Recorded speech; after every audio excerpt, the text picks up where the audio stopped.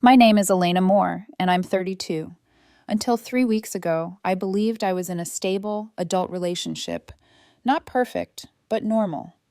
The kind of love that argued over whose turn it was to do the dishes, not the kind that would spiral into public chaos. I thought I understood love, trust, and partnership until Ryan. I met Ryan Carter about 14 months ago at a mutual friend's birthday party.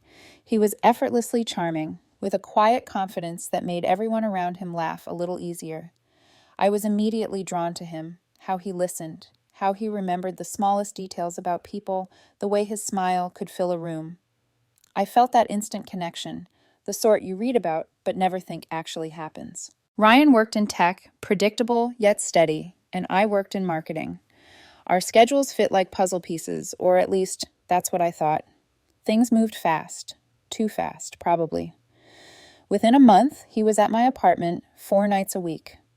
By the third month, half of his wardrobe had migrated into my closet. By month 6, he was here every single night. But there was something I hadn't noticed or chose not to see. Vanessa, Ryan's ex-girlfriend. She had been in the picture for years before I even met him. At first, she seemed harmless, a name I heard in passing, a face in old photos. But subtle things started to surface. Tagged photos, cryptic Instagram stories, vague messages Ryan seemed embarrassed to explain. I tried to ignore them. Trust was easy at the start. Doubt came later. By month 10, cracks began showing. Ryan became obsessed with social media, an obsession I didn't understand at first. Every dinner, every date night, every quiet moment was interrupted by ring lights, tripods, and staged content. Arguments appeared scripted, and I started to notice a strange rhythm. A staged fight here, a relationship check-in there, always filmed, always performed. It was subtle at first. I'd walk in after work, tech industry deadlines, meetings, the monotony of coding, and there he'd be on the couch, phone in hand, absorbed for hours.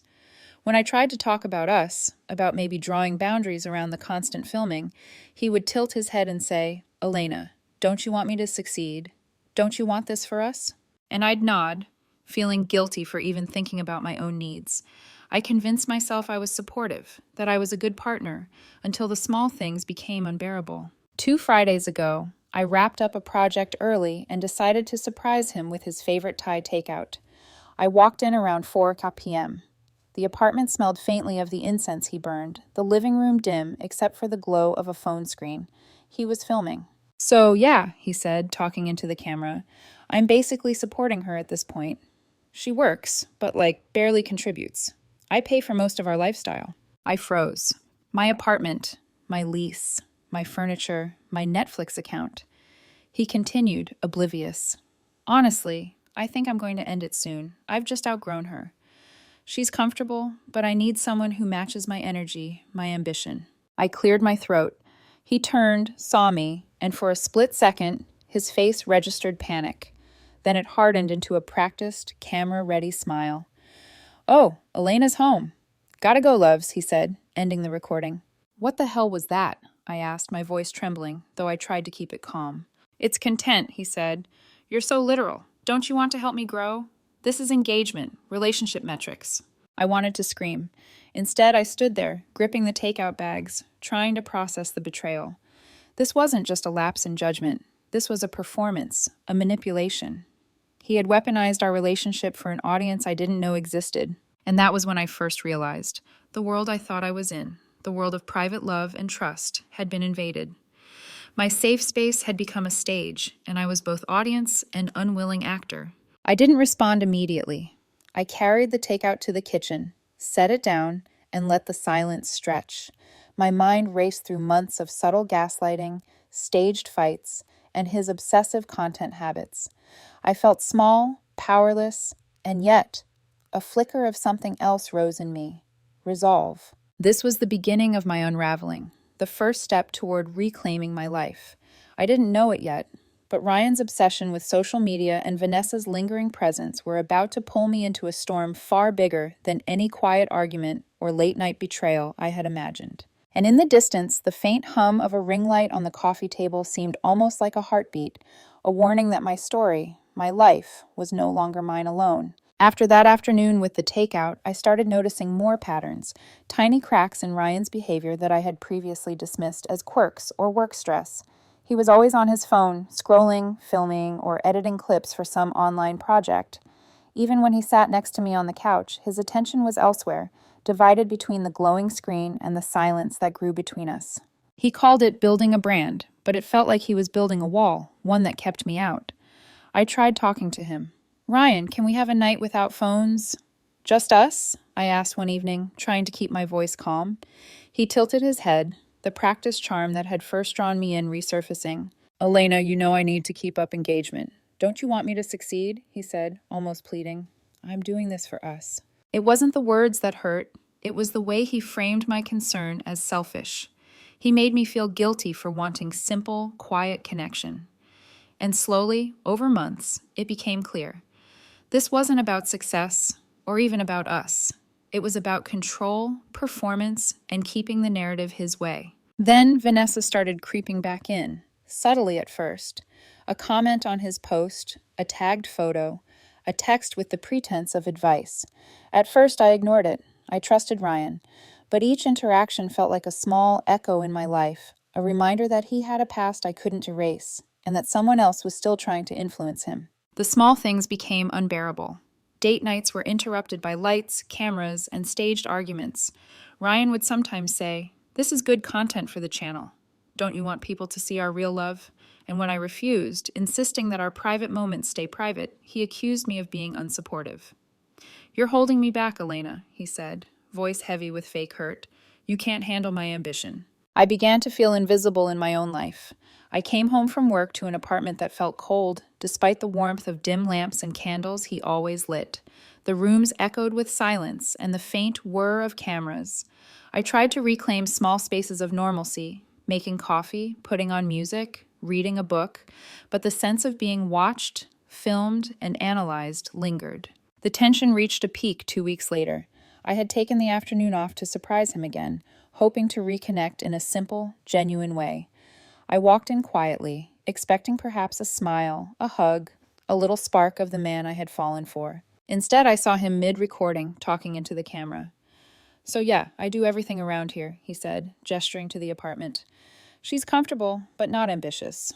Honestly, I might have to move on soon. I need someone who matches my energy." I felt my chest tighten, my apartment, my life, my trust. He hadn't paused for a second to notice me standing there. I cleared my throat. He looked up, saw me, and for a fraction of a second, panic flashed across his face. Then he smiled at the camera, the practiced, perfect smile. "Oh, Elena's home. Gotta go, loves." And he ended the recording. I wanted to yell, to break the phone, to scream. Instead, I stood there, stunned, grasping the edges of the counter for support. How had it come to this? I had fallen for a man I thought I knew, only to realize that the person I loved had been performing, editing, and curating every interaction to suit a narrative I wasn't part of. I started noticing patterns I had missed before, texts he deleted quickly, conversations staged for content, even arguments he rehearsed with Vanessa's subtle influence in the background. My world had become a stage without my consent, and the audience was thousands of strangers watching my life crumble in real time. And yet, despite all of this, part of me still clung to hope. Maybe this was temporary. Maybe he could come back to reality. Maybe love, the quiet kind, could survive the digital performance. But deep down, I knew the warning signs were already screaming. The ring lights in the corner of our living room, the constant hum of cameras, and the lingering shadow of Vanessa's presence weren't just annoyances. They were harbingers of something much worse to come. The real storm hadn't hit yet, but by now I had learned to brace myself. Because in relationships like this, betrayal rarely comes quietly, and it always arrives when you least expect it. 2 weeks after the subtle warnings and manipulations, the inevitable happened. Vanessa returned, and this time she wasn't quiet. She barged into my apartment, phone in hand, streaming live to thousands of followers. "Hey, loves, we're live," she chirped, sugary and fake, like some character from a poorly written sitcom. So I'm finally standing up for myself. I froze, my pulse hammering in my ears. This was my home, my space. And yet here she was, performing for an audience I hadn't agreed to. "Vanessa, what are you doing?" I asked, trying to keep my voice calm. She turned the camera toward me. This is Elena Moore, everybody. Say hi. I took a step back, my heart sinking. 3,400 viewers and counting. Her grin was infectious, practiced, cruel. She had weaponized social media in a way I never imagined possible. This is abuse, she declared, voice trembling. But it was clear the tremor was for show. You don't see it, because you're complicit, Elena. You've been controlling me, isolating me, and oh my God, gaslighting me for years. I wanted to scream, to grab the phone, to make her stop. Instead, I breathed slowly, reminding myself that panic wouldn't help. I could let her act, and I could respond strategically. Vanessa, you need to stop filming in my apartment, I said, my voice firmer than I felt. This is private property. No, loves. Everyone deserves to see the truth. The truth is she's manipulative and controlling, and you're all seeing it. At that moment, the absurdity collided with fear. She had actually come prepared, a hardware store bag in hand. I watched, incredulous, as she pulled out a screwdriver and began fiddling with my door lock. You can't do this, I said, stepping forward. Oh, I'm literally taking my power back, loves. This is me choosing myself, she narrated to the camera, struggling with the screws. The viewer count climbed past 7,800. Then came the knock, hard, insistent. Who is that? She snapped, still filming. I smiled faintly. Probably building security. Sure enough, 2 guards appeared in the doorway. She froze, eyes wide, still holding her phone. Ma'am, you need to step into the hallway, one of them said, tone firm. I'm not going anywhere. This is my home, she cried, voice rising. You can't do this to me. You're not a resident here, one guard said calmly, glancing at my lease. You've never submitted an application, never paid rent, and you are not authorized to alter the locks. The camera wobbled as she spun around, pointing it at me. You see this? This is what they do. Patriarchy. Systems to control women. I felt my chest tighten, but I held my ground. No, Vanessa, you're a guest. A guest who overstayed her welcome. Step out before we escalate this. Her face, for a fraction of a second, betrayed genuine fear. Then she rallied, continuing to narrate for her audience. I'm being forced out by manipulative, controlling forces. This is abuse. My followers, you need to know. By the time the building manager arrived, her follower count had reached 12,000. He assessed the situation swiftly, confirming that legally, she had no right to remain. Her protest fell flat. Finally, she left, live streaming as she walked down the lobby, continuing to narrate, claiming emotional and financial abuse. I followed, mainly to ensure she actually left. The street was quiet, yet the echoes of her performance lingered in my mind. Returning to my apartment, the silence was almost sacred. Her ring light sat in the corner, a stark reminder of the performance she had created. My apartment was mine again, or at least it was for the moment. The next morning, my phone exploded with notifications. She had uploaded a 15-minute video detailing narcissistic abuse at my hands, painting herself as the victim. Her followers bombarded me with messages, insults, and accusations. I didn't respond. I let it play out. By the end of the week, Vanessa moved back in with her mother. Security ensured she retrieved her belongings properly. Slowly, the narrative shifted as followers began noticing inconsistencies in her story. People began questioning what they had seen. The cracks in her performance were obvious. Through it all, I stayed quiet. I documented everything. Screenshots, timestamps, witness accounts. I didn't need to argue online. The truth, after all, had a way of surfacing, even amidst social media chaos. The day Vanessa left, escorted by security and her mother, my apartment finally felt like mine again. The ring light remained in the corner, silent and inert, a relic of the chaos she had manufactured.